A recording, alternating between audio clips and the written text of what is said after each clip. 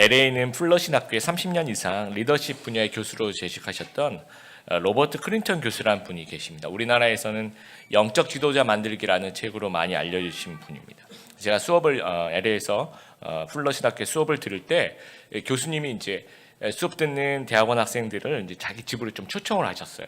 저녁 식사하면서 좀 얘기를 나누자. 그래서 댁에 가서 이제 얘기 나누고 이제 차를 마시고 있는데 이렇게 벽에 사진이 이렇게 걸려 있는데 그냥 가족들 사진이 아니라 소위 말해서 뭐 유명한 목사님들이나 아니면 좀 리더들의 사진이 좀 걸려 있었어요. 그래서 물어봤습니다.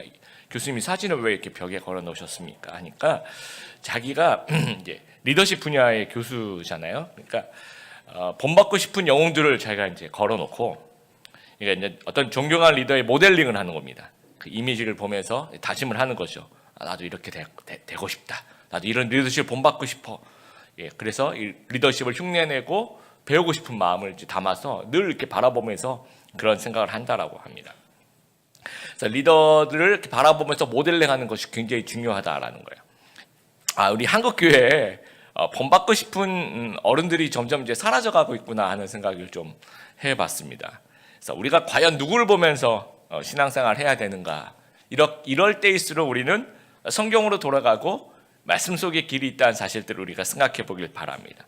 특별히 오늘 본문은 이 성도들이 본받아야 할 믿음의 그 영웅들이 등장을 하고 있습니다. 그래서 내용만 보면은 우리 주일 설교 노트에도 여러분 주보에도 나와 있는데 내용만 딱 한 줄로 요약하면 3명의 사역자를 너희 빌립보 교회에 보낼 것이다 라는 거예요. 시간 순서대로 보면 에바브로 디도, 디모데, 바울 이렇게 이 3명의 사역자를 너희에게 보낼 거야 라는 말입니다. 지금 우리가 읽은 본문이 굉장히 여러 가지 이야기가 있지만 그런데 보내는 사역자에 대해서 사도 바울이 이 사람은 이런 사람이야 하면서 코멘트를 붙입니다. 그러면서 이제 파송을 합니다. 그래서 그 코멘트를 우리가 좀 귀하게 보자라는 얘기입니다. 그래서 그 코멘트 속에 담겨있는 교훈을 좀 찾아보자라는 거예요. 그래서 아까 그 리더십 교수님이 벽에 사진을 걸어놓고 막 이렇게 본받고 싶은 마음을 가진 것처럼 우리도 이 성경 속에 나와 있는 이 에바브로 디도와 디모데와 이 바울의 모습들을 바라보면서 이 장점을 좀 본받고 또 흉내를 내고 또 우리에게 주시는 교훈을 좀 배워보는 시간이 되었으면 좋겠습니다. 첫 번째 에바브로 디도를 통해서 우리가 좀 배워야 될 부분이 이 충성스러운 군인의 모습이라는 겁니다. 바울이 빌립보 교회에 제일 먼저 보내는 사역자가 지금 에바브로 디도라는 분입니다. 바울이 로마에 감옥에 갇혔다라는 이제 소식을 듣고 이 빌립보 교회 성도들이 야 우리 바울을 좀 돕자 우리 바울 선생님을 그래서 선교 후원금을 이제 마련합니다. 그래서 선교 후원금을 전달하기도 하면서 동시에 그 감옥에 있는 사도 바울을 좀 이렇게 도와줄 수 있는 사람을 좀 정하자. 그래서 가장 그 탁월한 분을 이제 빌립보 교회 출신이기도 하고 빌립보에서 예수님 믿고 오늘날로 보면 뭐 목사님 정도 될까요? 사역자 중에 한 명이 에바브로 디도라는 분. 여러분 이 에바브로 디도는 디도서를 쓴 디도하고는 다른 분입니다. 그래서 이제 혹시 같은 분으로 오해하시면 안 되고 다른 분입니다.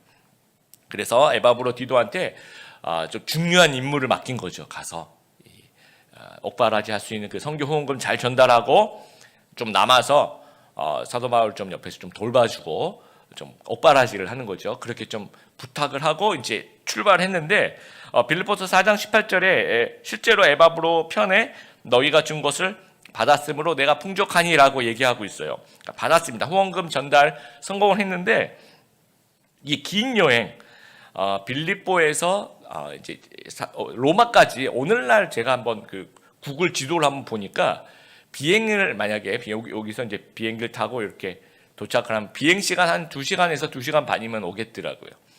예, 그러나 이제 그 당시에는 이제 걸어가서 배 타고 이렇게 오면 몇 주가 걸릴 수도 있고 또 뭐 날씨 사정에 따라서 몇 달이 걸릴 수도 있는 아주 긴 여행입니다.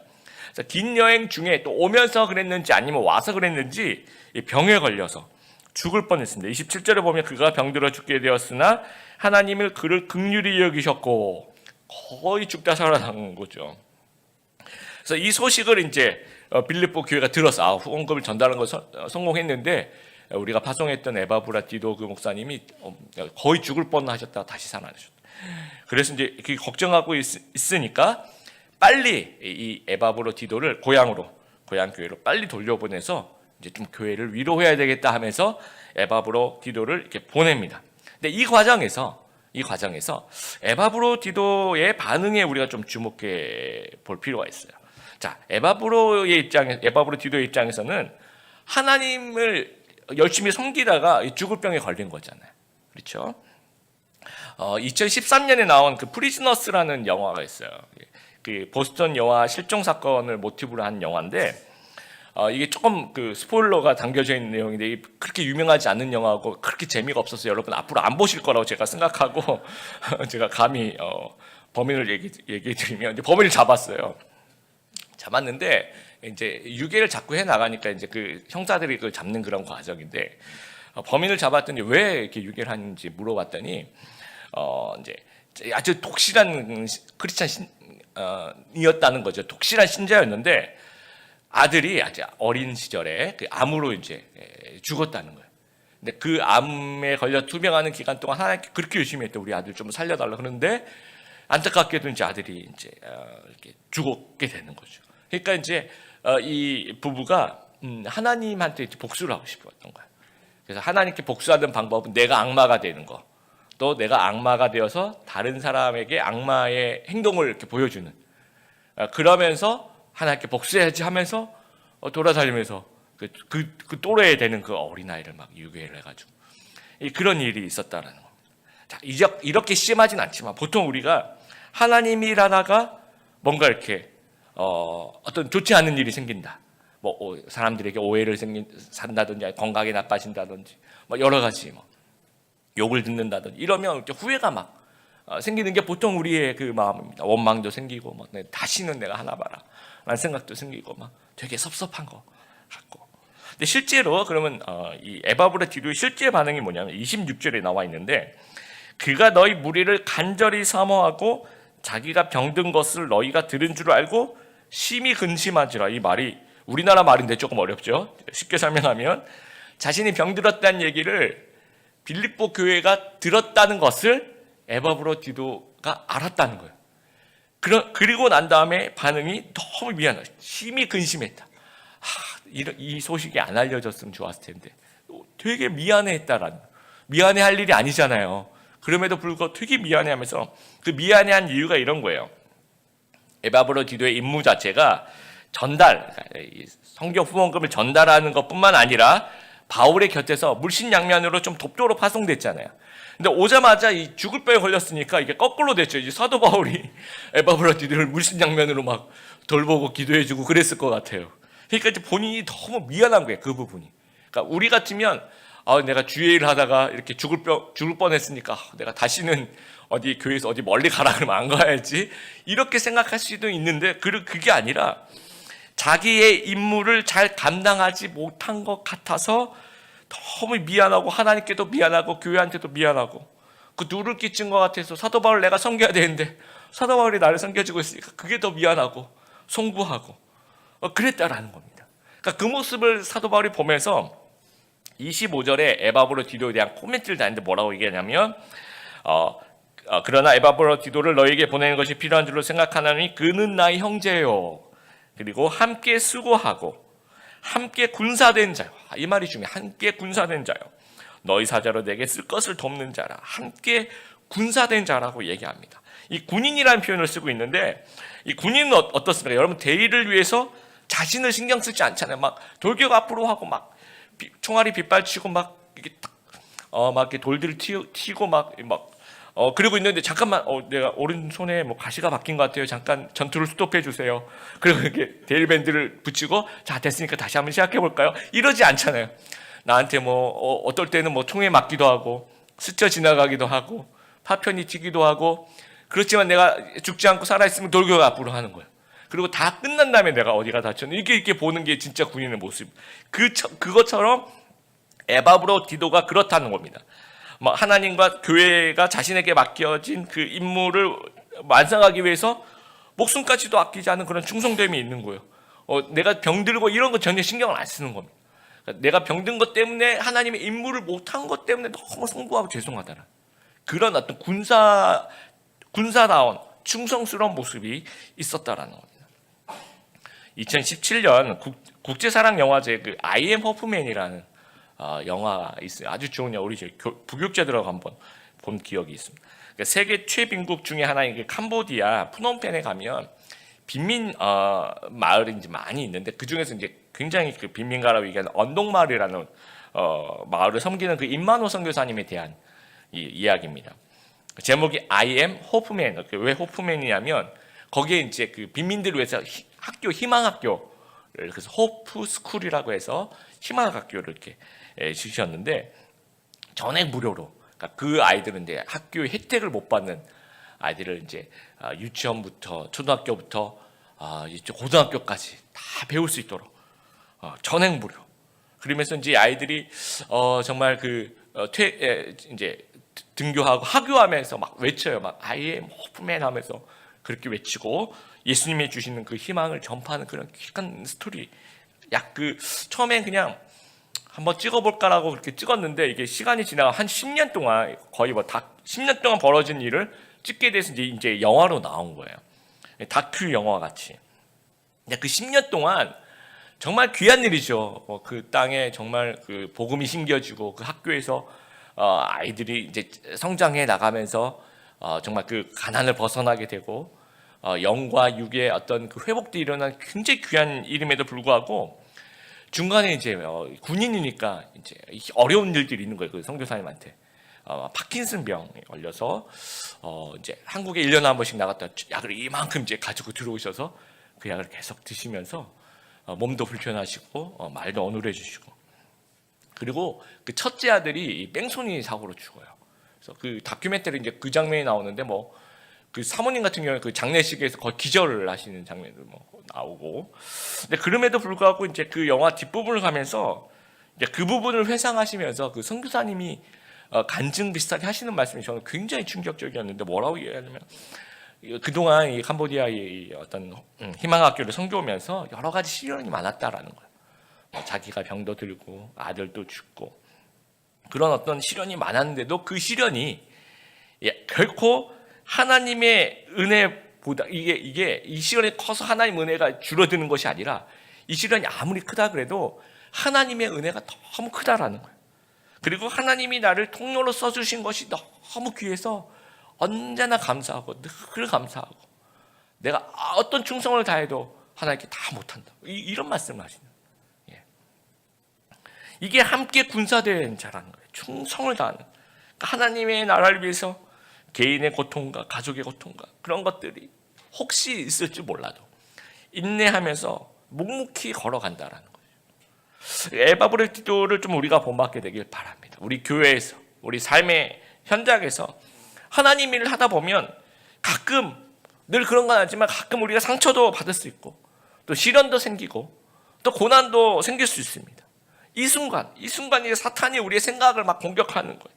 원망을 심어주기도 하고 섭섭한 마음을 주기도 하고, 이럴 때 필요한 것이 충성스러움이라는 거죠. 충성스러움이 필요한 순간이라는 겁니다. 그래서 우리가 이런 어떤 일을 당할 때 왜 그럴까라고 왜라고 좀 묻지 말게 되길 바랍니다. 왜라고 묻지 말고 하나님의 주신 임무와 사명을 묵묵히 감당하며 충성하는 그런 참된 일꾼들 다 되신 우리 성도님들 되길 바랍니다. 두 번째로 디모데인데 디모데는 유용성을 가진 예스맨이라고 제가 주일 설교 노트에 제가 써놨습니다. 조만간 두 번째로 디모데를 빌립보 교회로 보낼 예정입니다. 유용성을 가진 예스맨. 왜 처음에 에바브로디도를 먼저 보냈잖아요. 에바브로디도가 먼저 그 빌립보서, 지금 사도 바울이 쓰고 있는 빌립보서를 들고 고향이 빌립보로 갔습니다. 그곳이 자기 집이죠. 그러면 됐지 왜 또 디모데를 보낼까요?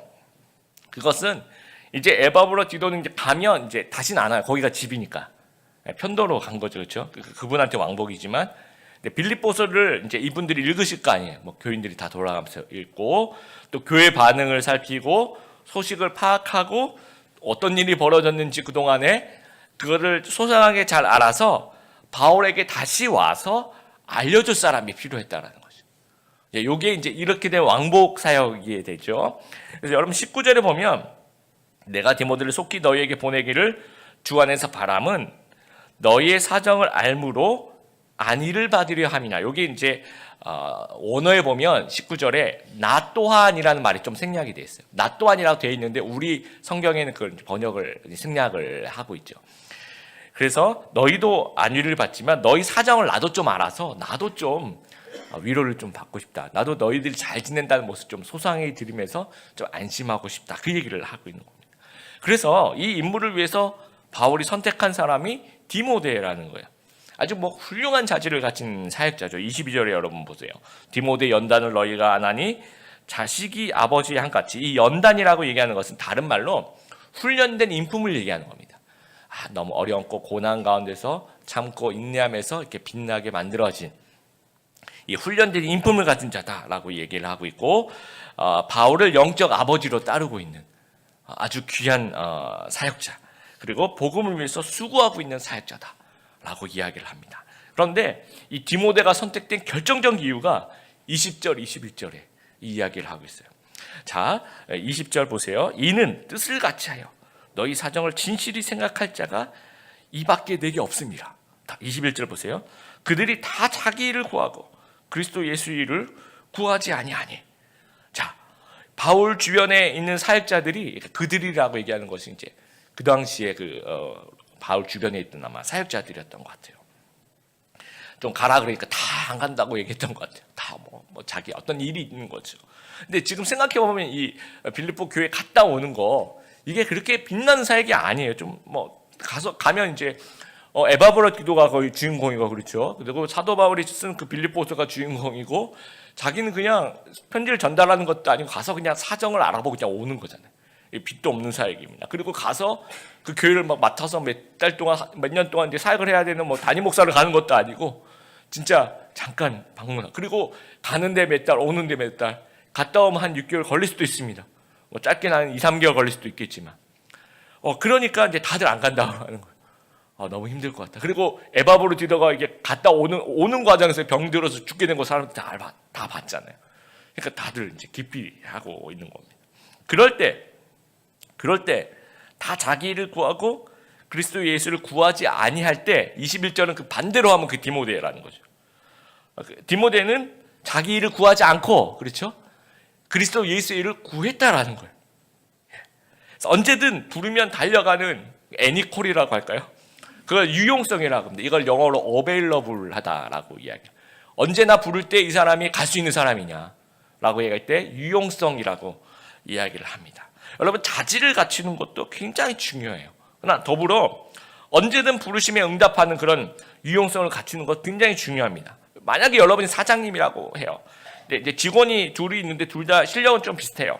근데 한 명은 연락하면 전화 계속 안 받고, 카톡 3일 한번 보고, 성격 되게 안 좋고, 시키면 딱 싫다 그러고, 맨날 왜 내가 가야 되는지, 왜에 대해서 설명해 달라 그러고, 그런 직원이 한 명 있다 가정해봐요. 그리고 한 명은 연락도 잘 되고 성격도 좋고 좀 할래 그러면 알겠다 그러고 하고. 그럼 여러분 둘 중에 중요한 일 있으면 누굴 시키겠어요? 당연히 정말 이 마음을 줄 수밖에 없죠, 이 사람에게. 그러니까 이 디모데가 그런 사람이었다는 거죠. 예스맨인데 이게 기계적인, 얘가 좀 바보라서 예스맨, 이게 아니라는 거죠. 이 기계적인 예스맨이 아니라 이 상황을 이해하는 거예요. 지금 이 상황에 사도 바울이 갈 수 없는 상황이구나. 그럼 누가 가야 되지? 누군가 그 사정을 잘 알고 있는 사람이 가야 되는데, 그러면 결국 나밖에 없겠구나. 이제 마음속에, 쟤는 안 갈 거야. 아마 쟤도 안 갈 거고, 쟤는 뺀질 되니까 안 갈 거고, 쟤는 늘 안 갔으니까 안 갈 거고, 결국 이렇게 돌다 보면 나한테 오겠지? 그럼 해야지.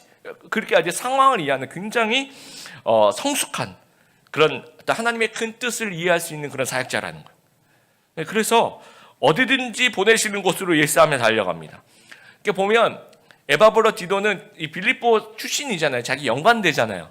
그러니까 오고 갔는데, 디모데는 전혀 관계없는 곳으로 사도 바울이 이제 요청할 때마다 갑니다. 그래서 우리 사도행전이라든지 아니면 어떤 그 서신서를 읽어보면 마게도니아로 보내면 가고, 또 고린도로 파송하면 고린도로 또 갑니다. 또 데살로니가로 파송하고, 또 에베소로 갔다가 또 빌립보로 갔다가, 정말 위기의 순간에 가장 먼저 찾는 사람, 누구를 보내야 되지? 그렇게 제일 먼저 생각나는 신뢰받는 인물이 이 디모데라는 거예요. 근데 디모데는 자기와 전혀 관계없는 일임에도 불구하고 어떻게 보면 이제 연고가 있거나 그렇지 않음에도 불구하고 하나님이 보내시는구나. 그러면 가는 거예요. 가서 그 임무를 또 충성스럽게 감당한다라는 겁니다. 작년 5월 달에 태국 단기 선교를 올해도 이제 올해 8월에 이제 가려고 이제 기도하고 있습니다. 근데 이제 저희가 태국 단기 선교를 제가 가면서 이제 원래는 방콕으로 가기로 돼 있었는데 한 달 남겨놨나요? 갑자기 태국 그 선교사님이 전화가 와서 갑자기 이게 어렵게 됐다라는 거죠. 그러니까 저희가 아주 오래전부터 방콕에 다 이제 얘기를 했는데 왜 갑자기 한 달 전에 왜 안 되냐 그랬더니 그 태국 CCC 소속된 그 선교사님이신데 그 좀 더운 나라일수록 그 계획을 이렇게 몇 달 전부터 이렇게 안 한대요. 그러니까 주님이 주시는 마음으로 태국 전국에 흩어지는 몇백 명, 몇천 명의 간사님 모이는 그런 큰 수련회인데도 불구하고 한 달, 3주 전에 결정이 된대요. 그냥 모일까요? 그래요? 모이죠. 그러면 아니 일정이 있는데 어떻게 그런 사람 하나도 없고 다 취소하고 가죠. 뭐 이런 식으로 굉장히 이렇게 둥글게 좀 더운 지역일수록 좀 사랑이 많다고 얘기할까 좋은 말로 우리 같은 경우에 난리가 나겠죠. 전국 그러니까 이 태국의 간사 수련회를 치앙마이에 산다라는 거예요. 그래가지고 방콕에 그 시간에 없으시대요. 그러니까 이걸 가야 되는지 말아야 되는지 우리가 이걸 우리 다 잡아놔는 이걸 취소를 해야 될지 그러고 있는데 그때 이제 선교사님 잠깐만 우리 기도해 보자. 또 치앙마이에서 이제 처음에 제가 우리 선교사님 만날 때가 치앙마이에서 그 캠퍼스에서 복음 전하면서 이제 그 연결이 됐었거든요. 그래서 치앙마이에 가서도 우리가 그럼 간사 수련회를 진행하면서 쉬는 시간에 잠깐 나서 도와줄게. 근데 이제 캠퍼스에 가서 도와줄 사람이 없으니까 그런 사람이 생기도록 우리가 그런 디모데가 생기도록 기도해 봅시다. 그리고 만약 안 생기면 못 가고 그럼 생기면 한번 갑시다. 그래서 이제 기도를 막 서로 하고 있었는데 그 선교사님이 이제 방콕에 그러니까 치앙마이 대학 출신에 거기서 예수님 믿고 거기서 CCC에서 이제 복음 전도 자로 이제 성장하면서 평신도죠. 방콕에서 이 직장을 다니고 있었던 그 자매가 챙이라는 자매가 있었는데 이렇게 만났대요. 지나가다가. 그래서 챙 너 잘 만났다. 치앙마이 이렇게 사정을 설명하고 일주일 정도 이제 몇 주 후에 서울에서 팀이 오는데 너 혹시 거기 가서 이 팀들 좀 도와줄 수 있어? 그랬더니 이 챙이라는 자매가 자기 그 모교에서 또 복음을 전한다 하니까 그게 마음에 이제 동했던 거예요. 알겠습니다. 그리고 회사도 다 휴가를 내고 그리고 자비로 그냥 치앙마이 가는 거예요. 그리고 이제 자기 치앙마이 대학 있을 때 같이 예수님 믿었던 그 친구 팸한테 전화를 해요. 핌이죠. 핌 너 저기 내가 다다음 주에 나 거기 가는데 내가 너희 집에서 잘 거야. 그리고 너는 나와 함께 우리 서울에서 온 선교팀을 도울 거야. 알겠지? 그러니까 그래? 그래서 이 태국 사람들 굉장히 사람들 좋습니다. 그러지 뭐 하면서 그렇게 두 명이 확보가 된 거예요. 그리고 이제 한국에서 온 그 1년짜리 그 단기 선교사들이 학생 그 인턴 같이 그 친구도 이제 원래는 방콕으로 와서 이제 이렇게 돕고 있는데 그 전국 수련회가 있으니까 자기도 어쩔 수 없이 따라가는데 보니까 이 팀이 온다 그러니까 제가 이 팀에 가서 또 어떻게든 도와주겠습니다. 그래서 이 세 명이 정말 저희가 처음 만난 분들이에요. 완전 새로운 사람들이 그러니까 조인이 되면서 정말 많이 도와줬어요. 이렇게 우리 한국 단기 선교사는 한국말하고 태국말을 좀 아니까. 그래서 한국말을 태국말로 옮긴 그 부분이 부족한 부분을 또 태국 사람이 다시 올바른 태국말로 다시 옮겨주거나 이렇게 두 번, 세 번 번역을 이제 거치면서 하나하나 이제 정말 우리가 생각하지 못한 그러니까 선교사님은 거의 못 오셨어요. 그 일정이 너무 많으셔가지고. 그래서 거의 이 친구 우리 단기 선교사 그 형제는 저희들하고 같이 먹고 자면서 늘 같이.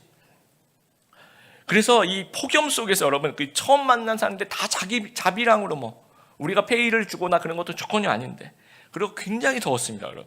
그리고 그때가 시험 기간이래요. 그래서 우리가 가면 원래는 그 치앙마이 CCC 학생들이 우리를 도와주기로 했는데 21절에 그래요. 이놈들이 21절 다 자기 일을 구하고 그리스도 예수 일을 구하지 않아. 시험 기간이라고 한 명도 인사도 안 해요. 하여튼 나타나질 않아요. 그 약속 장소에. 그러더니 금요일쯤 돼서 우리가 맛있는 거 사준다니까 그날 저녁에 다 모였어요. 20 몇 명이 모였는데 다 어디 가서 있었는지 이렇게 다 기어 나오는데, 그래도 이제 감사한 마음으로 제가 이제 밥을 사주면서 그 마무리했었던 기억이 납니다. 예. 그러니까 그 학생들은 전혀 안 나오는데 정말 자기 그 대학원 학생들은 이제 시험 치는데도 뭐 괜찮다라고 하고 계속 직장도 그만 이게 휴가를 내고 와서 이 디모데 이 어떤 치앙마이 디모데들을 통해서 정말 많은 전도팀들이 우리 전도팀이 생존이 가능했고 또 참 많은 열매들이 있었어요. 복음 전파하면서 하나님께 돌아온 역사들이 있었습니다. 그래서 우리가 좀 이 유용한 인물이 좀 되었으면 좋겠습니다. 언제든 하나님 부르시면 달려갈 수 있는 그런 일꾼이 되길 바랍니다. 그래서 상황을 좀 이해하면서 이 상황에서 나를 왜 부르셨을까? 아, 이렇구나. 내가 나밖에 할 수가 없겠구나. 그랬을 때 우리가 정말 예스할 수 있는 그런 예스맨이 되는 귀한 여러분들 되시길 바랍니다. 그래서 디모데의 예스로 수많은 초대교회 교인들이 유익을 얻어요. 축복의 통로로 고린도에서, 데살로니가에서, 에베소에서, 빌립보에서, 마게도니아에서 디모데를 통해서 축복의 통로로 사용되어집니다. 많은 사람들이 유익을 얻습니다. 우리의 예스를 통해서 이 교회, 우리 드림의 교회, 또 우리 삶의 현장에서 수많은 영혼들을 섬기고 또 축복의 통로로 쓰임받는 귀한 여러분들 되시길 바랍니다. 세 번째 바울인데 타인 중심의 섬김입니다. 마지막으로 사도 바울도 빌립보 교회를 방문할 거래요. 에바브라티도만 보내도 되는데 디모데까지 가는데 또 이제 본인이 마지막으로 이제 가겠다라고 이야기를 합니다. 빌립보 교인을 가장 잘 섬길 수 있는 방법을 직접 방문하는 것이라고 생각하는 거예요. 안심지키고 결국 안심지키고 영적인 교제하고 말씀을 나누는 방법은 이제 내가 가는 거다라고 생각했던 거죠. 이게 이제 바울의 사역 스타일, 라이프 스타일입니다. 나 중심이 아니라 타인 중심, 섬김, 타인 중심의 섬김이라는 겁니다. 그래서 16절, 여러분 우리가 16절부터 읽었는데 생명의 말씀을 밝혀 나의 달려갈 길이 헛되지 아니하고 수고도 헛되지 아니하므로 그리스도의 날에 내가 자랑할 것이 있게 하려 함이라. 자, 사도 바울이 결국 자랑하고 싶은 것은 뭡니까? 섬기는 성도들을 하나님 앞에, 하나님 이런 귀한 성도들 섬기게 해주셔서 감사해요. 이게 자랑거리라는, 자기를 자랑하는 것이 아니라 타인을 섬기는 이것이 자랑거리라는 거죠. 수고하는 이유, 사도 바울이 수고한 이유도 그렇고, 또 17절에 굉장히 중요한 단어가 나오는데, 만일 너희 믿음의 재물과 섬김에 내가 나를 전제로 드릴지라도, 이 전제라는 말을 디모데 후서에 이걸 관제라고도 표현하기도 합니다. 이걸 드링킹 오퍼링이라고 해서 구약 성경에 보면 이 제사의 어떤 방법 중에 하나인데, 이렇게 제물 위에 어떤 제물 있지 않습니까? 그 제물 위에 포도주라든지 술이라든지 등등을 이렇게 쏟아 붓는 거예요. 그러니까 제물 위에 쏟아 붓고 그다음에 태우는 건데, 이제 쏟아 붓는 그 파트를 전제로 드린다. 전제로 드리려면 이제 구약 성경에 전제로 드리려면 뭐 어린 양의 위에 뭐 전제를 드리려면 뭐 포도주 뭐 어느 정도를 부어라 이렇게 나와 있습니다. 그럼 무엇이냐? 사도 바울은 이 자기가 전제가 되었다라고 얘기하는 것이 내 생명까지도 쏟아 붓겠다라는 겁니다. 내가 너희들에게 다 주어도 이게 주주주를 내려갈 거 아닙니까? 다 쏟아 부어도 난 괜찮다라는 겁니다. 근데 생각해보세요. 여러분 본인이 이제 감옥에 있잖아요. 연세도 지금 이제 많으시고 하는데 우리 바울 선생님이 누군가 옆에서 도와주면 되게 좋잖아요. 힘이 되고 외로운데.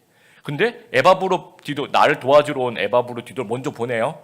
그리고 또 옆에서 돕고 있는 디모데도 좀 이따 보낼 거예요. 그리고 본인도 이제 가는 거죠.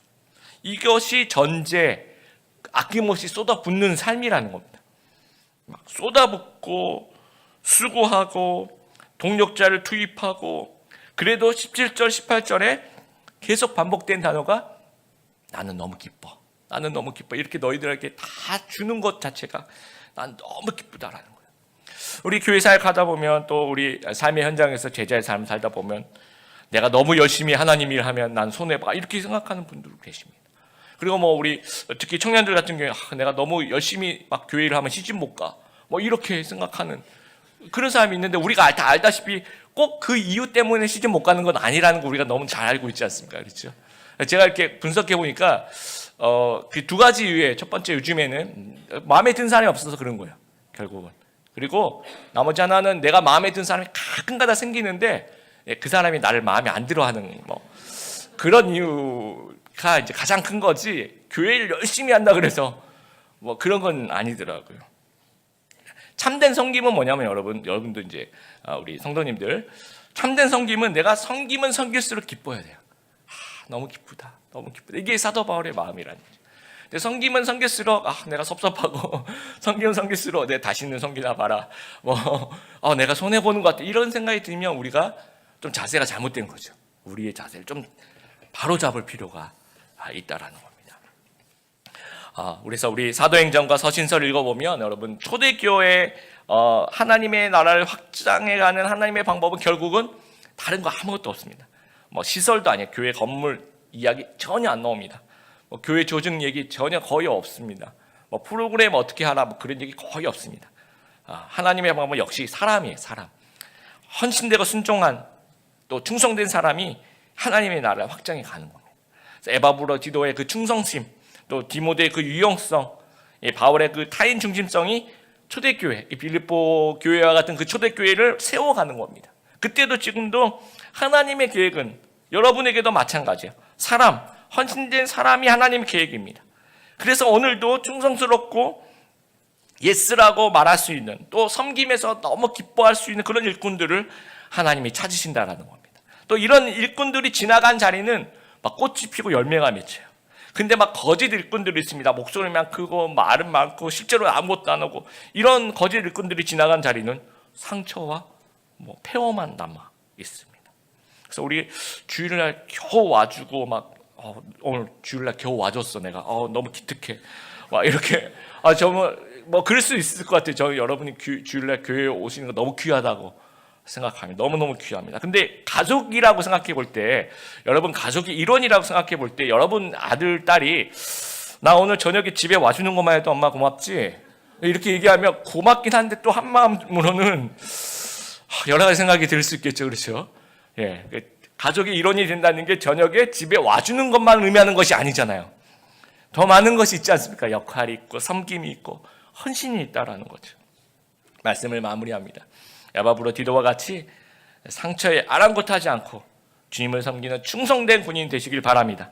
디모데와 같이 어디든지 부르면 달려가서 섬길 준비가 되어 있는 거룩한 예스맨 되시길 바랍니다.